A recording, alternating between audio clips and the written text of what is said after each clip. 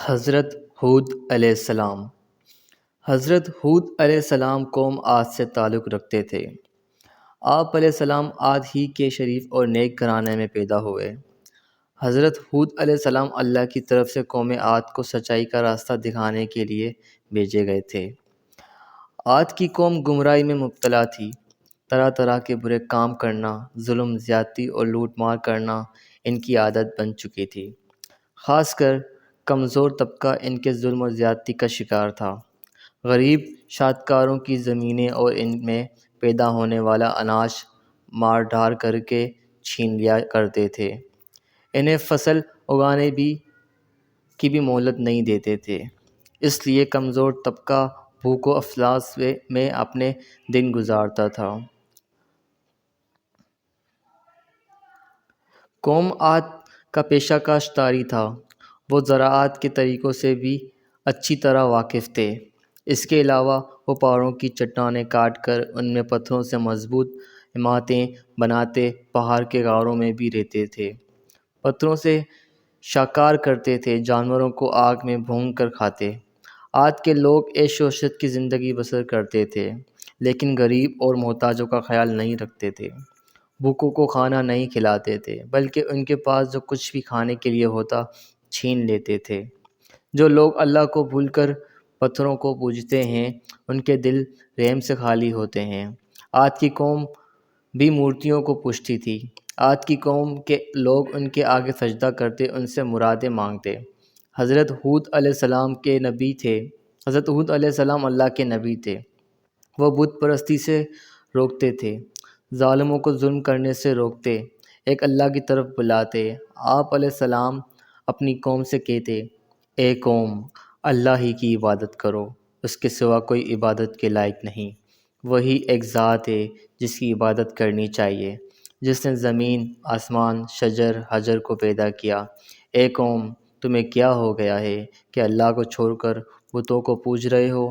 ان بتوں کو پوجا سے تمہیں کچھ حاصل نہیں ہوگا۔ یہ تمہاری سراسر جہالت اور گمراہی ہے۔ بہتر یہی ہے تم ان بتوں سے منہ موڑ لو جنہیں تم نے اپنے ہاتھوں سے بنایا ہے۔ حضرت ہود علیہ السلام نے اپنی قوم کو نصیحت کرتے ہوئے کہا، اللہ تعالیٰ نے تمہیں اور ساری کائنات کو پیدا کیا، زمین میں رزق کا سامان پیدا کیا، تمہیں کھیتی باڑی کرتے ہو، تم زمین سے زیادہ اناج حاصل کرتے ہو، اس کے باوجود تم دوسروں کا اناج چھینتے ہو۔ بلکہ تمہیں چاہیے تھا کہ اپنے اناج میں سے محتاجوں اور غریبوں کا حصہ نکالتے، بھوکوں کو کھانا کھلاتے تاکہ وہ تمہاری طرح زندہ رہ سکتے، لیکن تم ایسا نہیں کرتے۔ جو کچھ اللہ نے تمہیں دیا ہے اس کا شکر بجا لاؤ۔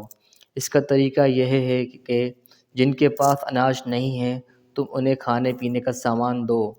اگر تم ایسا نہیں کرتے تو یہ تمہاری بدبختی کا علامت ہے۔ حضرت ہود علیہ السلام کی نصیحتیں سن کر لوگ جواب دیتے، ہم سے کیا چاہتے ہو؟ ہم جو کچھ کرتے ہیں ہماری اپنی مرضی ہے۔ ہم اپنی محنت سے اناج پیدا کرتے ہیں۔ ہم کسی بھوکے کو کیوں کھلائیں؟ ہمارے پاس جتنا اناج ہوگا ہم طاقتور کہلائیں گے۔ ہم وہی کرتے ہیں جو ہمارے باپ دادا کیا کرتے تھے۔ حضرت ہود علیہ السلام کہتے کہ اللہ نے مجھے نبی بنا کر بھیجا ہے تاکہ تم کو اچھی باتیں بتاؤں اور بری باتوں سے آگاہ کروں اور برے کاموں کو روکوں۔ اگر تم صحیح اور سیدھا راستہ پر نہیں چلو گے تو اللہ کا عذاب سے نہیں بچ سکتے۔ حضرت ہود علیہ السلام بار بار اپنی قوم کو نصیحت کرتے رہتے کہ ایک مرتبہ آپ نے انہی باتوں کو دہرایا، اے قوم، میری بات مان لو، میں تمہارا بھلا چاہتا ہوں۔ جو کچھ میں کہتا ہوں اس سے میں تمہاری بھلائی۔ حضرت ہود علیہ السلام نرمی سے سمجھاتے کہ کسی کمزور پر ظلم نہ کرو، کسی کا رزق تنگ نہ کرو۔ انہیں پیار سے سمجھاتے کہ اے قوم، میں تمہارا بھائی ہوں اور دوست ہوں، میں تم سے کچھ نہیں مانگتا، جو کچھ کرتا ہوں اس کا صلہ مجھے اللہ دے گا۔ قوم کا شبہ دار کرتے ہوئے کہتے، اے قوم، کیا تم یہ سمجھ رہے ہو کہ مجھ پر ایمان لاؤ گے تو تمہاری کھیتی باڑی برباد ہو جائے گی اور تمہارے عیش و عشرت میں خلل پڑے گا؟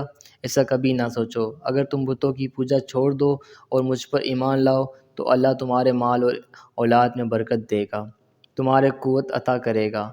آپ علیہ السلام نے اگلے زمانے کی باتیں یاد دلاتے ہوئے کہا، اے قوم، کیا اللہ نے گمراہوں کو ہدایت دینے کے لیے حضرت نوح علیہ السلام کو نبی بنا کر نہیں بھیجا تھا؟ اس قوم نے اللہ کی باتوں کا انکار کر دیا تو کس طرح عذاب اللہ کے عذاب نے انہیں آ پکڑا۔ پھر تم میرے نبی ہونے کا کیوں انکار کرتے ہو؟ آپ علیہ السلام نے بتوں کے بارے میں فرمایا، یہ بت جسے تم اپنا معبود سمجھتے ہو، یہ نہ کسی کے ساتھ بھلائی کر سکتے ہیں، نہ یہ تمہیں نقصان پہنچا سکتے ہیں، بلکہ تم خود اپنا نقصان کر رہے ہو۔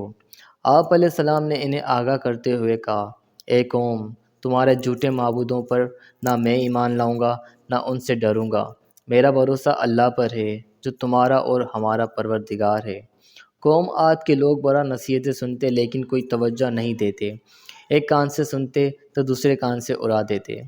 ایک روز قوم عاد کے لوگوں نے حضرت ہود علیہ السلام سے پوچھا کہ تم بار بار نبی ہونے کا دعویٰ کرتے ہو تو اس کی طرح تمہارے پاس کیا دلیل ہے؟ ہمیں دلیل دکھاؤ، ہم دیکھنا اور سننا چاہتے ہیں۔ بغیر دلیل دیکھے ہم اپنے معبودوں کو نہیں چھوڑیں گے، اور یہ بھی بتاؤ کہ جس عذاب کی بات کر کے ہمیں ڈرا رہے ہو وہ عذاب کب آنے والا ہے؟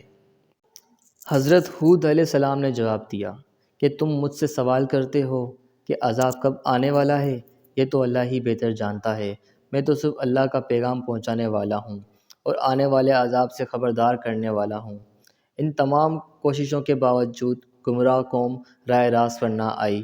اللہ کے عذاب نے جوش مارا اور عذاب کے آثار پیدا ہونے لگے۔ بارش نہیں ہوئی، پانی کے بے حد قلت پڑ گئی، خشکی سے زمین چٹکنے لگی، کنویں سوکھنے لگے، کھیتوں میں آبپاشی کے لیے بھی پانی نہیں تھا، درخت پودوں کی ہریالی ماند پڑنے لگی، پھول مرجھانے لگے۔ قوم عاد پانی کے لیے ترس رہی تھی، پانی کا ایک قطرہ بھی میسر نہیں تھا۔ حضرت ہود علیہ السلام نے اپنی قوم سے کہا، اے میری قوم، اپنے رب سے گناہ بخشواؤ اور پھر رجوع کرو تاکہ اللہ بارش برسائے۔ نافرمان لوگوں نے کہا کہ ہم اپنے گناہ نہیں بخشوائیں گے اور تمہیں رسول بھی نہیں مانیں گے۔ لوگ بارش کے لیے ہر وقت آسمان کی طرف دیکھتے رہے، شاید کہیں سے بادل آ جائے اور بارش برسائے۔ ایک روز ایسا ہی ہوا، بادل کا ایک ٹکڑا نظر آ گیا، لوگ دیکھ کر خوش ہونے لگے، اب بارش ہوگی۔ حضرت ہود علیہ السلام نے فرمایا، جو تم دیکھ رہے ہو یہ برسنے والا بادل نہیں ہے، یہ بادل نہیں بلکہ عذاب کی علامت ہے۔ جس عذاب کی میں خبر دیتا تھا اس کا وقت آ پہنچا، جو کچھ مجھے کہنا تھا وہ کہہ چکا۔ جو لوگ حضرت ہود علیہ السلام پر ایمان لا چکے تھے ان کے بارے میں حضرت ہود علیہ السلام سے اللہ نے فرمایا کہ جو لوگ ایمان لائے ہیں ان کو اپنے ساتھ لے کر کسی محفوظ مقام پر سے طرف چلے جاؤ۔ چنانچہ حضرت ہود علیہ السلام ایمان والوں کے ساتھ لے کر نکل گئے۔ شہر میں اب کوئی ایماندار نہیں رہا۔ لوگوں نے دیکھا کہ آسمان پر بادل کے ٹکڑے تیر رہے ہیں، ہوائیں چلنے شروع ہوئیں۔ ہوا میں اتنی تیزی تھی کہ پہلے نہ کسی کان نے سنا نہ کسی نے دیکھا۔ دیکھتے ہی دیکھتے آندھی چلنے لگی، یہاں تک کہ اپنے ہاتھ بھی سجائی نہ دیتا تھا۔ ہر طرف مٹی اور دھول اڑتی رہی، بڑے بڑے درخت درد سے اکھڑنے لگے، ہر طرف اندھیرا چھا گیا، ہر شے ہوا میں اڑنے لگی، آدمی بھی نہیں بیٹھ سکتا تھا۔ ہوا کے زور سے بڑی بڑی مضبوط عمارتیں بھی گر گئیں، ہر طرف چیخ پکار کی آوازیں ہواؤں کے شور میں دب کر رہ گئیں۔ قوم عاد کو اپنے مضبوط مکانوں پر بڑا ناز تھا، یہ تمام مکانات زمین بوس ہو گیا، زمین پر کچھ بھی نہیں بچا۔ یہ آندھی 8 دن اور 7 راتیں رہی، جب آندھی تھی تو لاشوں کا پتہ بھی نہ تھا۔ عاد کی قوم نے غرور تکبر کیا، ایک اللہ کو چھوڑ کے بتوں کو ماننے لگے، انہی سے مراد مانگا کرتے تھے، نبی کی باتوں کا انکار کیا۔ جب عذاب کے دن قریب آنے لگے تو اللہ نے نیک لوگوں کو بچا لیا، گمراہوں کو عبرت ناک سزا ملی۔ عاد کی قوم کا صرف کتابوں میں ذکر پایا جاتا ہے، تباہ شدہ شہر کے کھنڈرات آج بھی درس عبرت دینے کے لیے زمین پر دیکھے جا سکتے ہیں۔